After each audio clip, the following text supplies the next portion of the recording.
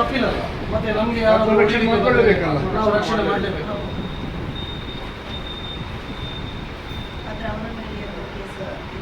Case ಹಾಕಿಲ್ಲ, arrest ಮಾಡಿ. ಎಲ್ರಿಗೂ ಒಂದೇ ರೀತಿ ನ್ಯಾಯ ಇರಬೇಕಲ್ಲ.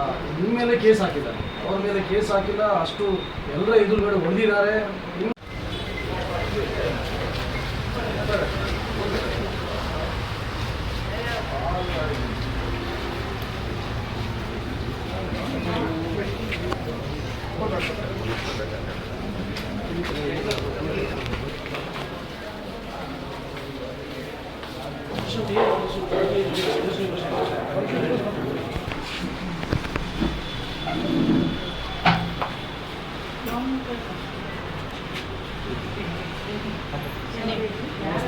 ವಿಶ್ವ ಹಿಂದೂ ಪರಿಷತ್ತಿಂದ ಶರಣ್.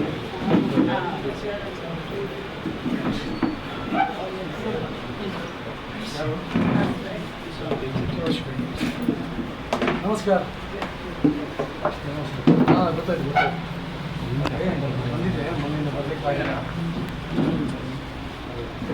ನಾನು ಮತ್ತು ಹಿಂದೂ ಜಾಗರಣ ವೇದಿಕೆಯ ಪ್ರಚಾರಗಳು ಪ್ರಶಾಂತ್ ಬಂದಿದ್ದಾರೆ, ಮತ್ತೆಲ್ಲ ನಾವು ಒಟ್ಟು ಹೋಗಿ ಬಂದು ಒಂದ್ಸಲ ಮಾತಾಡಿಸ್ಬೇಕು.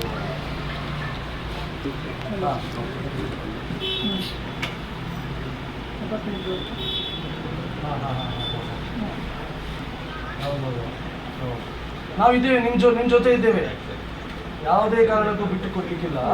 ಅವರು ಯಾರಿದ್ದಾರೆ ನೀವು ಅರೆಸ್ಟ್ ಮಾಡಬೇಕು ಮತ್ತು ಇದನ್ನು ದೊಡ್ಡ ರೀತಿಯಲ್ಲಿ ಒಂದು ನಾವು ಪ್ರತಿಭಟನೆಗೂ ಯೋಚನೆ ಮಾಡಿದ್ದೀವಿ. ಆಯ್ತು, ನಾನು ಪ್ರಶಾಂತ್ ಕೊಡ್ತೀನಿ ನಮ್ಮ ಹಿಂದೂ ಜಾಗರಣ ವೇದಿಕೆಯ ಪ್ರಚಾರಕ್ಕೆ.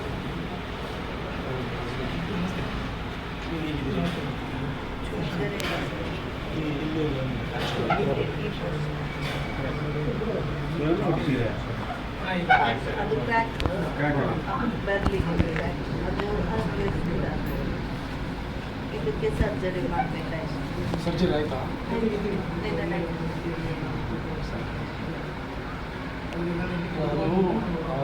ನಾನು ಸೋಷಿಯಲ್ ಮೀಡಿಯಾ ಟಿವಿಯಲ್ಲಿ ನೋಡಬೇಕಾದ್ರೆ ನಮಗೆ ಅಷ್ಟೊಂದು ಒಳಗೆ ನುಗ್ಗಿ ನಿಮ್ಮ ಅಂಗಡಿ ಒಳಗೆ ಬರೀತಾರೆ ಅಂತ ಹೇಳಿದರೆ ಭಾಳ ಇದು ಅತಿಯಾಯಿತು. ಅದಕ್ಕೆ ನಾವೆಲ್ಲ ಇವತ್ತು ಸೇರಿದ್ವಿ. ವಿಶ್ವ ಹಿಂದೂ ಜಾಗರಣ ವೇದಿಕೆ, ಬಜರಂಗ ಬಿಜೆಪಿ ಅವರಲ್ಲಿ ಸೇರಿ ಇದನ್ನು ಇವತ್ತಂತೂ ಬಂದು ನಾವು ಮಾಡಿದ್ದೀವಿ, ಅದು ಸಕ್ಸಸ್ ಆಗಿದೆ. ಇದನ್ನು ಇಲ್ಲಿಗೆ ಬಿಡಲಿಕ್ಕಿಲ್ಲ. ನಮ್ಮದು ಹೋರಾಟ ಯಾರೆಲ್ಲ ನಿಮಗೆ ಹಲ್ಲೆ ಮಾಡಲಿಕ್ಕೆ ಬಂದಿದ್ದಾರೆ ಮತ್ತು ಯಾರೆಲ್ಲ ಸೇರಿದ್ದಾರೆ ಅವರೆಲ್ಲರನ್ನು ಅರೆಸ್ಟ್ ಮಾಡಬೇಕು. ಮತ್ತು ಇದರ ಹಿಂದೆ ಕೇವಲ ಇವರು ಮಾತ್ರ ಅಲ್ಲ, ನಿಷೇಧಿತ ಪ್ಲ್ಯಾನ್ ಆಗಿದೆ ಮತ್ತು ನಿಷೇಧಿತ ಸಂಘಟನೆಗಳ ಕೈವಾಡನೂ ಇದೆ ಅಂತ ನಮಗೆ ಸಂಶಯ ಆಗ್ತದೆ. ಸೊ ಇದನ್ನೆಲ್ಲವನ್ನು ಅರೆಸ್ಟ್ ಮಾಡಬೇಕು, ಪತ್ತೆ ಹಚ್ಚಬೇಕು ಅಂತೇಳಿ ನಿಮ್ಮ ಜೊತೆ ಇದೆ. ಮತ್ತು ಯಾರು ಅವರ ಮೇಲೆ ಕೇಸ್ ಹಾಕಿದ್ದಾರೆ ಶ್ರೀನಿವಾಸ್, ಅದನ್ನು ವಾಪಸ್ ಪಡೆಯಬೇಕು ಅಂತ ಅದು ನಮ್ಮದು ಬೇಡಿಕೆ ಇದೆ. 31ನೇ ತಾರೀಕು ಪುತ್ತೂರು ಚಲೋ ಅಂತೇಳಿ ಒಂದು ಕಾರ್ಯಕ್ರಮ ಯೋಜನೆ ಮಾಡಿ ಪ್ರತಿಭಟನೆ 25,000 ಜನ ಸಂಖ್ಯೆ ಸೇರಿ ಪ್ರತಿಭಟನೆ ಮಾಡಿ ಅಂಗಡಿಗಳಿಗೆ ಬೆಂಕಿ ಹಾಕುವಂಥ ಪರಿಸ್ಥಿತಿ ಅದಕ್ಕೆ ಬಂದವು.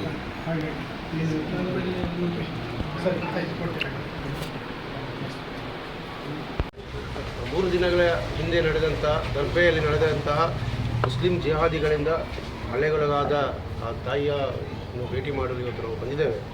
ಇವತ್ತು ಹಿಂದೂ ಜಾಗರಣ ವೇದಿಕೆ ಕರೆ ಕೊಟ್ಟ ಬಂದ್ಗೆ ಇವತ್ತು ಹಿಂದೂ ವರ್ತಕರಾಗಿ ಅಥವಾ ಇಡೀ ಹಿಂದೂ ಸಮಾಜ ಇವತ್ತು ಸಹಕಾರ ಮಾಡಿದೆ. ಇವತ್ತು ಬಂದು ಯಶಸ್ವಿಯಾಗಿದೆ. ಇದರ ಮುಂದುವರಿದ ಭಾಗ ಇವತ್ತು ಆ ದರ್ಬೆಯಲ್ಲಿ ನಡೆದ ಘಟನೆಯಲ್ಲಿ ಆ ತಾಯಿಗೆ ಹಲ್ಲೆ ಮಾಡಿದಂತಹ ಆ ಜಿಹಾದಿಗಳನ್ನು ಇಷ್ಟರವರೆಗೆ ಬಂಧನ ಮಾಡಿಲ್ಲ. ಹಾಗಾಗಿ ಅವರನ್ನು ಬಂಧನ ಮಾಡಬೇಕು. ಈ ಘಟನೆಯ ಹಿಂದೆ ನಿಷೇಧಿತ PFI ಸಂಘಟನೆಯ ಕಾರ್ಯಕರ್ತರು ಈ ಘಟನೆಯಲ್ಲಿದ್ದಾರೆ, ಅದನ್ನು ಕೂಡ ತನಿಖೆ ಮಾಡಬೇಕು. ಮತ್ತು ಆ ತಾಯಿಯ ರಕ್ಷಣೆಗೆ ಬಂದ ಅವರ ಮಗನ ಮೇಲೆ ಇವತ್ತು ಕೇಸು ದಾಖಲು ಮಾಡಿ, ಅವನ ಮೇಲೆ ಕೊಲೆ ಯತ್ನ ಕೇಸು ದಾಖಲು ಮಾಡಿ ಅವರನ್ನು ಇವತ್ತು ಜೈಲಿಗಟ್ಟಿದ್ದಾರೆ. ಅವನ ಮೇಲೆ ಹಾಕಿದಂತಹ 307 ಅಂದರೆ BNS ಸೆಕ್ಷನ್ 109 ಆ ಸೆಕ್ಷನನ್ನು ಕೂಡ ತೆಗೆಯಬೇಕು ಎಂಬ ನಿಟ್ಟಿನಲ್ಲಿ 31ನೇ ತಾರೀಕು ಸೋಮವಾರದಂದು ಇಡೀ ಹಿಂದೂ ಸಮಾಜವನ್ನು ಒಟ್ಟು ಸೇರಿಸಿ ವಿಶ್ವ ಹಿಂದೂ ಪರಿಷತ್ ಬಜರಂಗ ದಳ ಮತ್ತು ಹಿಂದೂ ಜಾಗರಣ ವೇದಿಕೆ ಪುತ್ತೂರು ಇದರ ವತಿಯಿಂದ ಪುತ್ತೂರು ಚಲೋ ಎಂಬ ಕಾರ್ಯಕ್ರಮವನ್ನು ಬೃಹತ್ ದೊಡ್ಡವಾದ ಒಂದು ಪ್ರತಿಭಟನೆಯನ್ನು ಪುತ್ತೂರಿನಲ್ಲಿ ನಾವು ನಡೆಸಲು ನಿರ್ಧಾರ ಮಾಡಿದ್ದೇವೆ. ಹಾಗಾಗಿ ಇಡೀ ದಕ್ಷಿಣ ಕನ್ನಡ ಜಿಲ್ಲೆಯ ಎಲ್ಲ ಹಿಂದೂ ಸಮಾಜದ ಯುವಕರು, ಇಡೀ ಹಿಂದೂ ಸಮಾಜ, ಈ ಪುತ್ತೂರಿನ ವ್ಯಾಪಾರಸ್ಥರು, ವರ್ತಕರು ಆ ಪುತ್ತೂರು ಜಿಲ್ಲೆಯ ತಮ್ಮ ಅಂಗಡಿ ಮುಂಗಟ್ಟುಗಳನ್ನೆಲ್ಲ ಬಂದ್ ಮಾಡಿ ನಮ್ಮ ಪ್ರತಿಭಟನೆಯಲ್ಲಿ ಅವರು ಕೂಡ ಭಾಗವಾಗಿದ್ದಾರೆ. ಅದರ ಜೊತೆಗೆ ವಿಶ್ವ ಹಿಂದೂ ಪರಿಷತ್ ಬಜರಂಗ ದಳದ ಪ್ರಾಂತಾಧಿಕಾರಿಗಳು, ಹಿಂದೂ ಜಾಗರಣ ವೇದಿಕೆಯ ಪ್ರಾಂತ ಮಟ್ಟದ ಪ್ರಮುಖರು ಎಲ್ಲರೂ ಆ ಪ್ರತಿಭಟನೆಯಲ್ಲಿ ಭಾಗವಹಿಸಲಿದ್ದಾರೆ.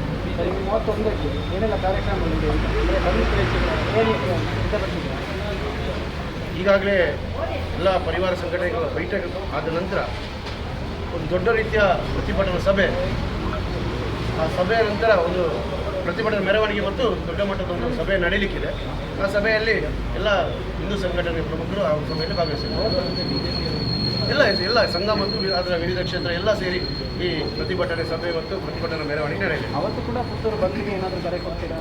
ಇವತ್ತು ಪುತ್ತೂರು ಬಂದ್ಗೆ ಕರೆ ಕೊಡಲ್ಲ, ಆದರೆ ಪುತ್ತೂರಿನ ಎಲ್ಲ ವ್ಯಾಪಾರಸ್ಥರಿಗೆ ಅಲ್ಲಿಯ ಅಂಗಡಿ ಮುಂಗಟ್ಟುಗಳನ್ನು, ತಮ್ಮ ಕಚೇರಿಗಳನ್ನು ಬಂದ್ ಮಾಡಿ ನಮ್ಮ ಪ್ರತಿಭಟನಾ ಸಭೆಯಲ್ಲಿ ಭಾಗವಹಿಸಬೇಕು ಎಂಬ ನಾವು ಅವರಿಗೆ ವಿನಂತಿಯನ್ನು ಮಾಡ್ತೇವೆ, ಮನವಿಯನ್ನು ಮಾಡ್ತೇವೆ.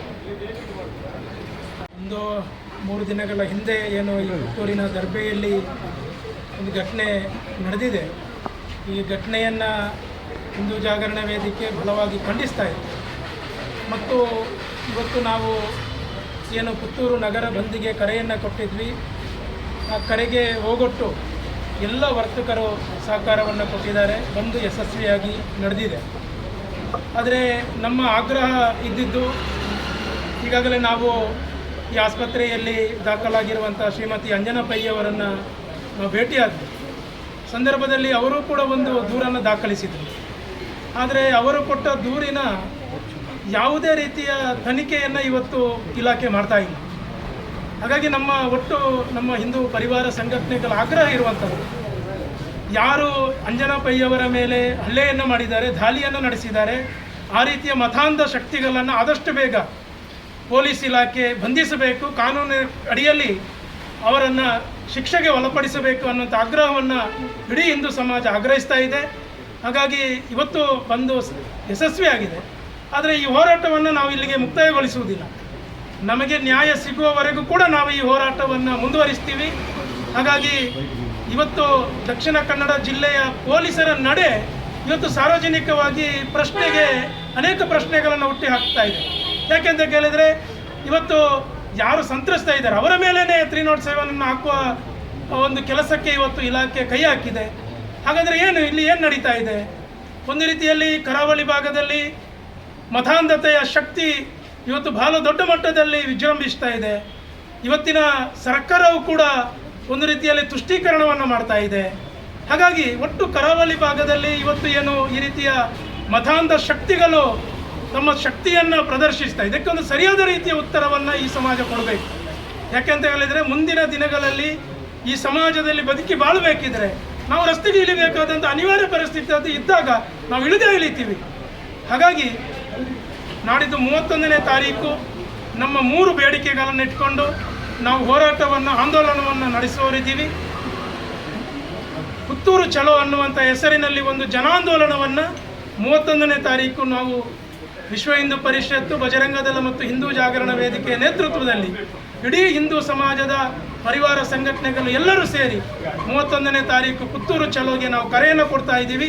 ಇಡೀ ದಕ್ಷಿಣ ಕನ್ನಡ ಜಿಲ್ಲೆಯ ಎಲ್ಲ ಹಿಂದೂಗಳು ಆ ಒಂದು ಚಲೋ ಹೋರಾಟದಲ್ಲಿ ಭಾಗಿಯಾಗಬೇಕು ಅನ್ನುವಂಥ ಆಗ್ರಹವನ್ನು ಕೂಡ ನಾವು ಮಾಡ್ತಾ ಇದ್ದೀವಿ. ಮತ್ತು ಪೊಲೀಸರು ಆದಷ್ಟು ಬೇಗ ಆರೋಪಿಗಳನ್ನು ಬಂಧಿಸಬೇಕು. ಜೊತೆಗೆ ಇವತ್ತು ಪೊಲೀಸರ ನಡೆ, ಯಾಕೆಂದರೆ ಮೊನ್ನೆ ನಾವು ಬಂದಿಗೆ ಕರೆ ಕೊಟ್ಟ ನಂತರ ನಾವು ಪತ್ರಿಕಾಗೋಷ್ಠಿ ಕೂಡ ಮಾಡಿದ್ವಿ. ಅದಾದ ಮೇಲೆ ನಾವು ಸಾರ್ವಜನಿಕವಾಗಿ ಸೋಷಿಯಲ್ ಮೀಡಿಯಾದಲ್ಲಿ ನಾವು ಪೋಸ್ಟರ್ಗಳನ್ನು ಬಿಟ್ಟಿವಿ. ಆದರೆ ಪೋಸ್ಟರ್ ಹಾಕಿದವರನ್ನೇ ಇವತ್ತು ಅವರ ಮೇಲೇ ದೂರನ್ನು ದಾಖಲಿಸ್ತಾ ಇದ್ದಾರೆ, ಅವರ ಮೇಲೇ FIR ಹಾಕ್ತಾ ಇದ್ದಾರೆ. ಹಾಗಾದರೆ ನಮಗೆ ವಾಕ್ ಸ್ವಾತಂತ್ರ್ಯ ಅನ್ನುವಂಥದ್ದು ಇಲ್ವಾ? ಈ ದೇಶದ ಕಾನೂನು ಮತ್ತು ಸಂವಿಧಾನ ನಮಗೆಲ್ಲವನ್ನೂ ಕೊಟ್ಟಿದೆ. ಅದರ ಹತ್ತಿಕ್ಕುವಂಥ ಕೆಲಸವನ್ನು ಇವತ್ತು ಇಲಾಖೆ ಮಾಡ್ತಾ ಇದೆ. ಈ ನಡೆಯನ್ನು ಕೂಡ ನಾವು ಖಂಡಿಸ್ತಾ ಇದ್ದೀವಿ. ಇವತ್ತು ಯಾರೋ SDPI ಅವರು ಒಂದು ಪೋಸ್ಟರನ್ನು ಹಾಕಿದ್ದಾರೆ, ತಾಕತ್ತಿದ್ರೆ ನೀವು ನಾಳೆ ಬಂದು ಮಾಡಿ ಅನ್ನುವಂಥ ರೀತಿಯ ಒಂದು ಪೋಸ್ಟರನ್ನು ಇವತ್ತು ಸೋಷಿಯಲ್ ಮೀಡಿಯಾದಲ್ಲಿ ಹಾಕಿದ್ದಾರೆ. ಹಾಗಾದರೆ ಇವರ ಮೇಲೆ ಯಾಕೆ ಇವತ್ತು ಪೊಲೀಸ್ ಇಲಾಖೆ ಕ್ರಮವನ್ನು ತೆಗೆದುಕೊಳ್ತಾ ಇಲ್ಲ?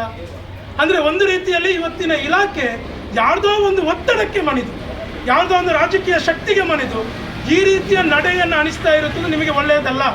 ನೀವು ಸಾರ್ವಜನಿಕವಾಗಿ ಪೊಲೀಸ್ ಇಲಾಖೆ ಏನಿದೆ, ನೀವು ಸರಿಯಾದ ರೀತಿಯ ತನಿಖೆಯನ್ನು ಮಾಡಬೇಕು. ಮತ್ತು ಇದರ ಹಿಂದೆ ಬಲವಾಗಿ ನಮಗೆ ಅನುಮಾನ ಇರುವಂಥದ್ದು PFI, ನಿಷೇಧಿತ ಉಗ್ರ ಸಂಘಟನೆ, ಏನು ಕೇಂದ್ರ ಸರ್ಕಾರ ಇವತ್ತು ಬ್ಯಾನ್ ಮಾಡಿರುವಂಥ PFI.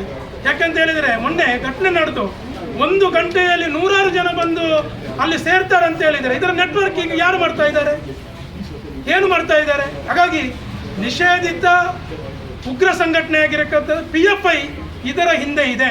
ಹಾಗಾಗಿ ಇದರ ಬಲವಾಗಿರುವಂಥ ಅನುಮಾನ ಇದೆ. ಆ ಹಿನ್ನೆಲೆಯಲ್ಲೂ ಕೂಡ ಇಲಾಖೆ ಸಮಗ್ರವಾಗಿರತಕ್ಕಂಥ ತನಿಖೆಯನ್ನು ಮಾಡಬೇಕು ಅನ್ನೋಂಥ ಆಗ್ರಹವನ್ನು ಇಟ್ಕೊಂಡು ಹಿಂದೂ ಸಮಾಜದ ಜಾಗೃತಿಗಾಗಿ ನಾವು 31ನೇ ತಾರೀಕು ಒಂದು ಪುತ್ತೂರಿನಲ್ಲಿ ಪುತ್ತೂರು ಚಲೋ ಅನ್ನುವಂಥ ಒಂದು ಜನಾಂದೋಲನವನ್ನು ನಾವು ಕೈಗೆತ್ತಿಕೊಂಡಿದ್ದೀವಿ. ಅದು ನಾವು ಮಾತಾಡ್ತೀವಿ. ಇವತ್ತು ನಾವೀಗ ಸಭೆ ಸೇರಿದ್ದೀವಿ, ನಮ್ಮ ಸಂಘಟನೆಯ ಪ್ರಮುಖರು ಇವತ್ತು ಸಭೆಯನ್ನು ಸೇರಿದ್ದಾರೆ. ಇನ್ನೊಂದ್ಸಲ ನಾವು ಸಭೆಯನ್ನು ಸೇರಿ ನಾವು ಕಾನೂನಾತ್ಮಕವಾಗಿಯೇ ನಾವು ಹೋರಾಟವನ್ನು ಕೈಗೆತ್ತಿಕೊಳ್ತೀವಿ. ಕಾನೂನನ್ನು ಮೀರಿ ನಾವು ಯಾವುದನ್ನು ಪೊಲೀಸ್ ಇಲಾಖೆ ಪ್ರಕಾರ ಮಹಿಳೆ ನೀಡಿದ ದೂರಿನ ಹಿನ್ನೆಲೆಯಲ್ಲಿ ಸೆಕ್ಷನ್ ಹಾಕಿ ಇದು ಪ್ರಕರಣ ದಾಖಲಿಸಲಾಗಿದೆ ಅಂತ ಹೇಳ್ತೇವೆ. ನೀವು 307 ಹಾಕಬೇಕಂತ ಹೇಳ್ತೀವಿ. ದೂರಿನಲ್ಲಿ ಇದೇ ಇಲ್ಲ ಅಂತ ಹೇಳ್ತಾರೆ ಪೊಲೀಸ್ನವರು. ಹೌದು, ಇವತ್ತು ಆ ಮಹಿಳೆಯ ಮೇಲೆ ಏನು ಅದು ದೂರನ್ನು ಏನಾದರೂ ಇದು ಮಾಡುವಂಥ ಮತ್ತೆ ದೂರು ನೀಡುವಂಥ ಅದನ್ನು ಈಗ ನೀವು ಬೇಕಾದರೆ ಒಳಗಡೆ ಹೋಗಿ ನೋಡಿ ಯಾವ ರೀತಿ ಅವರಿಗೆ ಹಲ್ಲೆ ಆಗಿದೆ, ಸರ್ಜರಿ ಆಗಿದೆ. ಹಾಗಾದರೆ ಇದು ಕೊಲೆ ಯತ್ನ ಅಲ್ವಾ? ಇದು ನಮ್ಮ ಪ್ರಶ್ನೆ ಇರುವಂಥದ್ದು. ನೀವು ಒಂದು ರೀತಿಯಲ್ಲಿ ನೀವು ಒಂದು ಕಡೆಗೆ ನೀವು ನಿಮ್ಮ ರೀತಿಯಲ್ಲಿ ತನಿಖೆಯನ್ನು ಮಾಡ್ತೀರಿ ಅಂತ ಹೇಳಿದರೆ ನಮ್ಮ ಪ್ರಶ್ನೆ ಇರೋದು ನೀವು ಸರಿಯಾದ ರೀತಿಯ ತನಿಖೆಯನ್ನು ಮಾಡಿ. ನೀವು ಯಾರ್ದೋ ಮುಲಾಜಿಗೆ ಒಳಗಾಗಿ, ಯಾರ್ದೋ ಒತ್ತಡಕ್ಕೆ ಒಳಗಾಗಿ ಯಾಕೆ ಇದನ್ನು ಮಾಡ್ತಾ ಇದ್ದೀರಿ ಅನ್ನುವಂಥ ಪ್ರಶ್ನೆ ಈ ಸಮಾಜದಲ್ಲಿ ಅಥವಾ ನಮ್ಮ ಸಂಘಟನೆಗಳಲ್ಲಿ ಇರುವುದು. ಸರ್, ಇನ್ನೊಂದು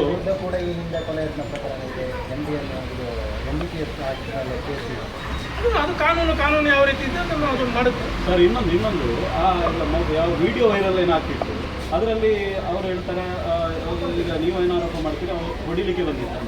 ಬಟ್ ಪೊಲೀಸ್ ಇಲಾಖೆ ಏನು ಹೇಳ್ತಾರೆ ಅಥವಾ ಇನ್ನೊಂದಷ್ಟು ಮಂದಿ ಏನು ಹೇಳ್ತಾ ಇದ್ದಾರೆ ಅಂತ ಹೇಳಿದರೆ ಅವ್ರು ಬರೀ ವಿಡಿಯೋ ರೆಕಾರ್ಡ್ ಮಾಡಲಿಕ್ಕೆ ಮುಂದಾಗ್ತಾನೆ. ಆಗ ವಿಡಿಯೋ ಮಾಡಬಾರ್ದು ಅಂತ ತಡೀತಾ ಇರೋದು, ಆಗ ಆತನನ್ನು ಅಲ್ಲಿ ತಳ್ಳುತ್ತಾರೆ ಅಂತ.